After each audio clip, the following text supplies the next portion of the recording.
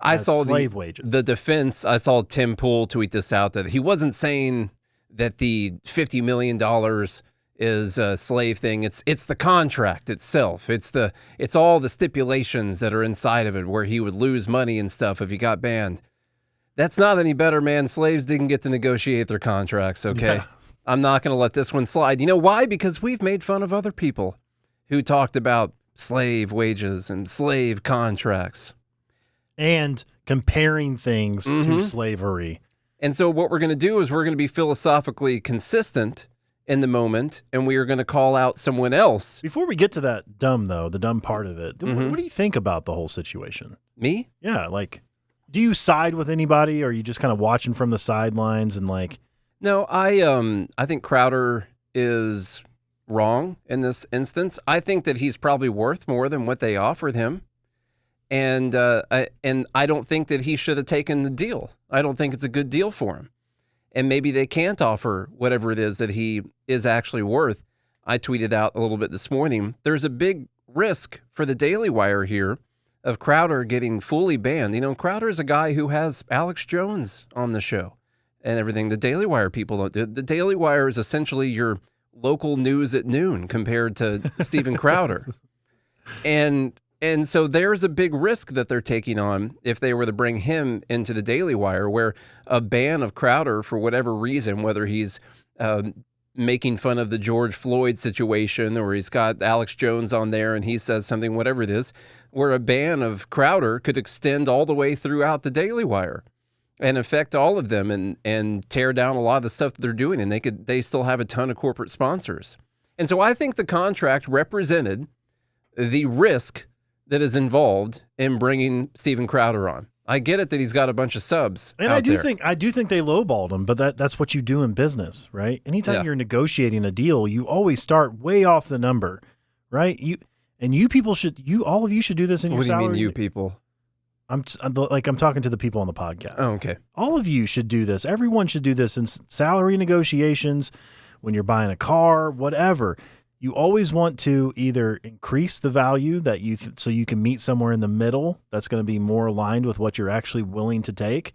And same for the business. They're going to lowball him and he's going to come back and say, well, I think I want this. And, you know, if it's way too far off, they'll be like, I just went through this, by the way. Actually, somebody called me a week ago and they were like, hey, this is what we want to do. And I was like, yeah, let me think about it. Looked at all the numbers, and I was like, the math ain't mathing here. And I called him and said, hey, I think we might be too far off. I don't know if we can come to a deal. Like you need a double. Right. So I just don't think we're going to be able to come to a deal. We really can't meet in the middle here. So, you know, if we can work out something else, that'd be great. But, and you know, business is business. Now, have you tried to destroy that guy afterwards? Right. Now, what I think Crowder is doing is smart. Although I do think he's being a baby. Well, I don't know if it's smart because he's going to burn a lot of bridges here. That's the only thing. Like what he's doing to get the publicity is smart. However, he's burning so many bridges along the way. What's the long-term solution going to be? You know, is the Mug Club or whatever it's called going to be sustainable enough, you know, to burn I think he can make plenty of money. I just don't think he's going to have any friends. To burn all the bridges that you have to burn to get there. And the other thing is, okay, so he's upset that the Daily Wire wants to basically self-censor, as we do, so we can try and stay on the media platforms. Also, as everyone else has pointed out, as he does as well, because he's still on YouTube and he does non-YouTube segments, so he can say everything he wants to say. Everyone else has already pointed that out. And he's upset about how, you know, milquetoast vanilla the Daily Wire is. Then let the Daily Wire be the Daily Wire and you do your own thing, man. And that is what I think he wanted to do. And he is using them as a step to step on the way there. I've never listened to Steven Crowder before, and I can tell you after this, I probably never will. But he's doing it because he knew Ben Shapiro would talk about it. It's great. And Candace Owens is going to talk about it. And I'm sure Michael Knowles and Matt Walsh and all the Daily Wire people are going to come out in defense of, you know, their friend Jeremy. Well, and he knew we were going to talk about it. He knew we were going to talk about it. Yeah. So here's a video I made. This is listen, it's a joke. I took pieces of what he said when he was talking about Colin Kaepernick and likening the NFL to slavery. And I put it with a couple quotes probably taken slightly out of context. It's a funny video, okay? But he did say slave contract, and he did talk about exploitation. Slave wages. And he, to me, is coming off as one of those emotional conservatives that hates business and entrepreneurship and corporations almost as much as he hates the government. He comes off as a very anti-business type person. And as we've said for a long time, the big problem we hear is that both the right and the left, they really hate business. And when he talks about exploitation and slave stuff, like, here he is. He's not enslaved.